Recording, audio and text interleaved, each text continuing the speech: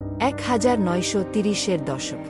Soviet union তখন একটি ভয়ানক পরিবর্তনের মধ্য দিয়ে যাচ্ছে।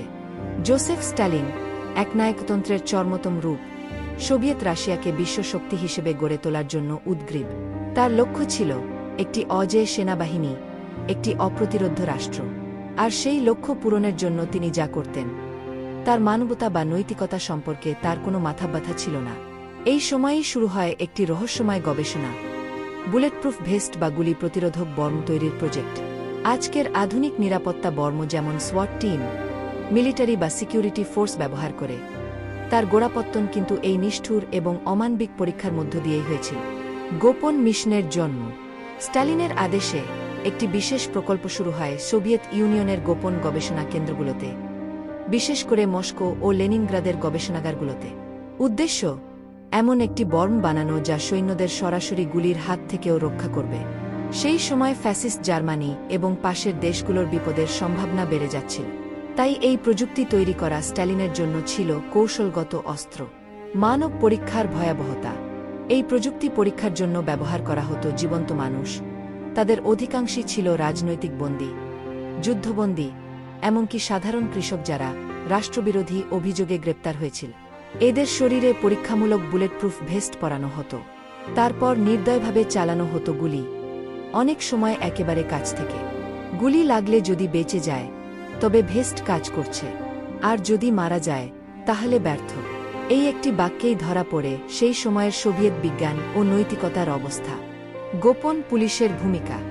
এনকেভিডি, সোভিয়েত গোপন পুলিশ, পরে খজব, এই পুরো অপারেশনের নিয়ন্ত্রণে ছিল। এই সব পরীক্ষার তথ্য গোপন রাখতে তারা সব বন্দীদের মৃত্যুর পর লাশ গোপনে ফেলে দিত। যারা বেঁচেও যেত তাদের হত্যা করে মুছে দেওয়া হতো ইতিহাস থেকে, কারণ সরকার চাইত না কেউ এই পরীক্ষার সাক্ষী হয়ে থাকুক। মানব ঢাল ব্যবহারের নির্মমতা। এই পরীক্ষাগুলোর চিত্র এতটাই ভয়ঙ্কর ছিল যে পরবর্তী সময়ে কিছু গবেষক ও বিদেশি গোয়েন্দা জানায়, মানুষ যেন পশুর থেকেও নিম্নস্তরে দাঁড়িয়েছিল। বন্দীদের মধ্যে অনেকেই ভয়ের চোটে জ্ঞান হারিয়ে ফেলত, কেউ কেউ প্রাণ ভিক্ষা করত, কিন্তু গুলির আওয়াজ সবচেয়ে বেশি জোরে কথা বলত। পরীক্ষার সাফল্য ও ফলাফল। সব নির্যাতনের পর অবশেষে কিছু সফল ভেস্ট তৈরি হয়। সেই ভেস্ট পরা অবস্থায় গুলি চললেও সৈন্য বেঁচে যেত। বিশেষ করে 7.62 মিমি গুলি প্রতিরোধে সক্ষম কিছু নমুনা তৈরি হয়, যা পরে সোভিয়েত স্পেশাল ফোর্স ব্যবহার করে। কিন্তু এই সাফল্য ইতিহাসে রক্ত দিয়ে লেখা।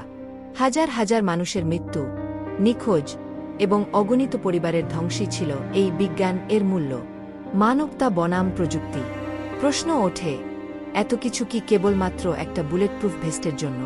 স্ট্যালিনের দৃষ্টিতে এটা ছিল প্রয়োজনীয়, কারণ তার মতে মানব জীবন রাষ্ট্রের চেয়ে মূল্যহীন। রাষ্ট্র টিকে থাকতে হবে, আর তার জন্য যা লাগে তাই করতে হবে।